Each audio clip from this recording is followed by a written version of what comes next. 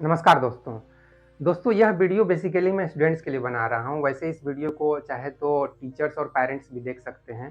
तो इस वीडियो में बेसिकली मैं ज़्यादा पढ़ाई-लिखाई की बात करने वाला हूँ और हमारा माइंड और हमारा मेमोरी वो किस तरह से काम करता है और हमारे माइंड को कंट्रोल करने में हमारी जो सोल है, आत्मा है, वो क्या रोल प्ले करती है। वैसे तो जब आत्मा की बात आती है तो जनरली बहुत सारे व्यूअर्स जो हैं वो इस वीडियो को यहीं पर स्टॉप कर देंगे कि यार ये क्या बकवास करने वाला है।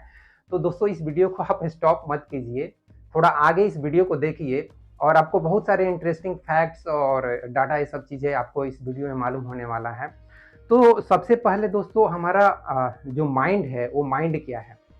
माइंड कुछ वैसा चीज़ है दोस्तों जैसे कि हमारे जो ब्रेन में जो कुछ भी थॉट्स चलते हैं, जो कुछ भी इंफॉर्मेशन चलता है, जो कुछ भी पास्ट, प्रेजेंट और फ्यूचर का ड्रीम्स, डिज़ायर एंड थॉट्स ये सब जो चलते हैं, वो basically audio and video 2 form में चलते हैं। जो अगर आप साइंस के दृष्टिकोण से समझेंगे, तो वो हमारा एक तरह का एनर्जी फॉर्म में होते हैं, ऑडियो एंड वीडियो फॉर्म में। मतलब ऑडियो को आप साउंड एनर्जी समझ लीजिए और वीडियो को इलेक्ट्रोमैग्नेटिक एनर्जी या लाइट एनर्जी इस तरह का एनर्जी समझ लीजिए। तो हमारे ब्रेन में जो माइंड है वो कुछ ऑडियो एंड वीडियो फॉर्म में जो जो कुछ भी हमारे ब्रेन में चलता है वो बेसिकली हमारा माइंड होता है। उसके बाद दोस्तों अब मेमोरी क्या चीज़ है? मेमोरी बहुत ही इंटरेस्टिंग चीज़ है। मेमोरी खासकर स्टूडेंट्स के लिए बहुत ही ज़रूरी होता है। उनको बहुत सारे चीज़ याद करने पड़ते हैं, चाहे वो फिज़िक्स, केमिस्ट्री, मैथ, साइंस की चीज़ें हो, चाहे मैथ के बहुत सारे फ़ॉर्मूले हों, चाहे हिस्ट्री तो पूरी एक तरह से समझिए तो याद ही रखने वाली चीज़ें हैं। तो ये सब चीज़ों को याद रखना, उनको समझना, ये सब काफ़ी एक कॉम्प्लिकेटेड चीज़ होता है, तो इन्हीं सब चीज़ों के बारे में मैं इस वीडियो में बातचीत करने वाला हूँ। तो दोस्तों मैं माइंड को एक्सप्लेन कर दी कि माइंड क्या है। मेमोरी को मैं थोड़ा स्टूडेंट्स के लिए एक्सप्लेन करना चाहूँगा। मेमोरी में बेसिकली 3 चीज़ें होती हैं और इस चीज़ को मैं दोस्तों अपने किताब में भी डिस्कस किया हूँ, how to develop one and all.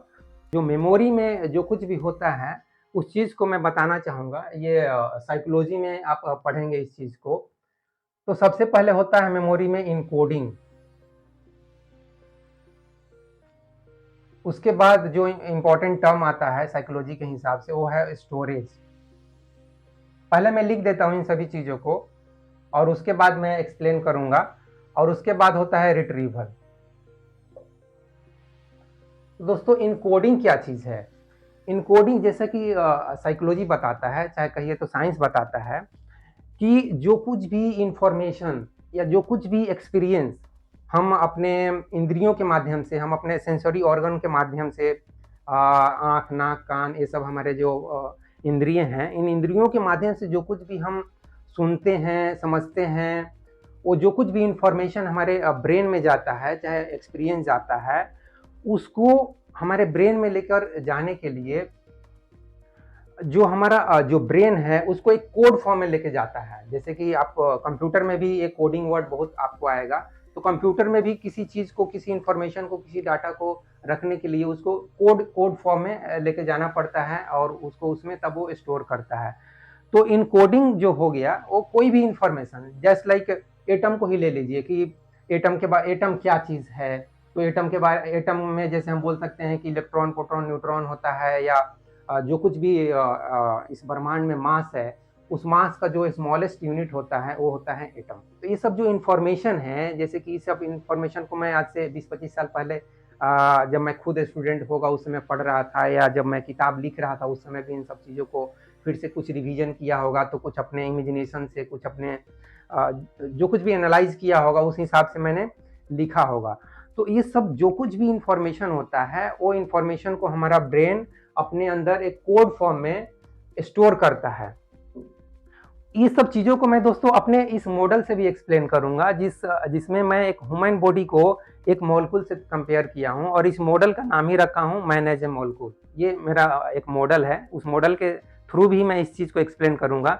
तो इनकोडिंग को आप समझ गए होंगे कि इनकोडिंग में जो कुछ भी इंफॉर्मेशन होता है, जो कुछ भी सेंसरी इनपुट होता है, जो कुछ भी हमारे इंद्रिय आँख, नाक, कान, मुँह या शरीर के थ्रू जो कुछ भी इंफॉर्मेशन हमको ब्रेन में जाता है, उसको एक कोड फॉर्म में ये हमारे ब्रेन में माइंड के रूप में स्टोर होता है।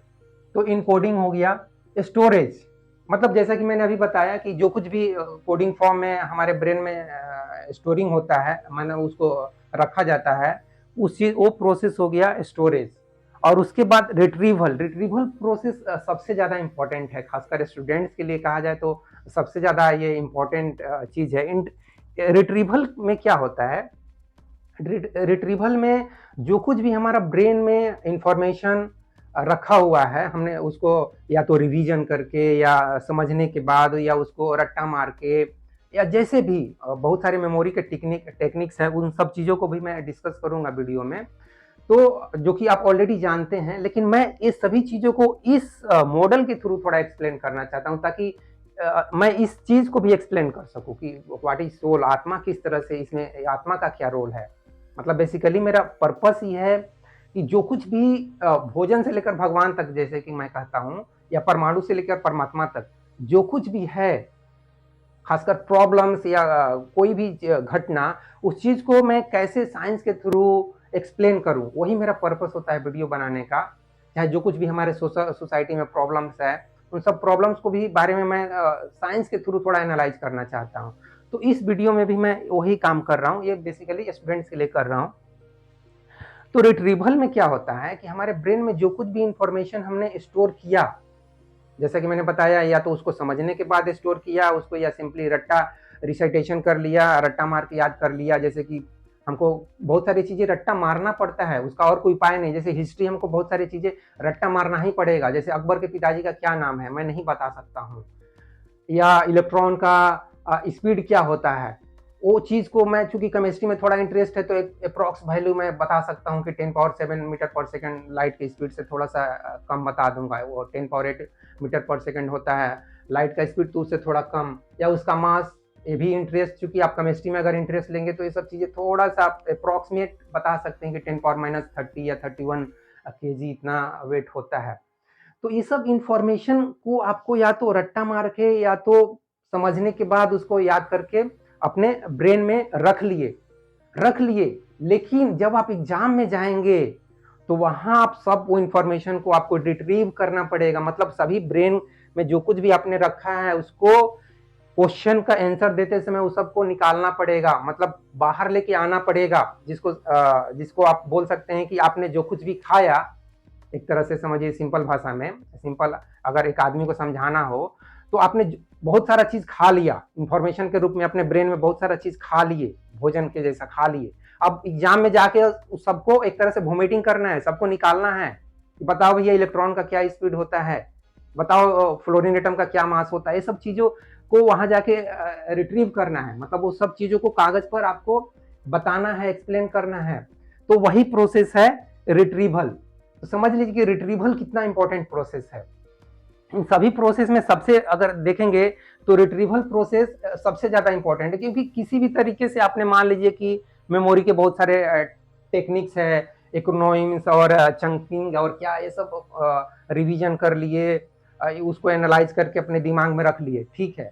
लेकिन उसको अगर रिट्रीव आप नहीं कर पा रहे हैं, आप उसको याद नहीं कर पा रहे हैं, मेमोरी का मतलब वही होता है आपकी याददाश्त शक्ति कितनी है। तो अगर उस चीज को आप याद नहीं कर पा रहे हैं तो आपका पूरा समझना सब कुछ बेकार होने वाला है। तो इसलिए सबसे ज्यादा जरूरी है रिट्रीवल प्रोसेस।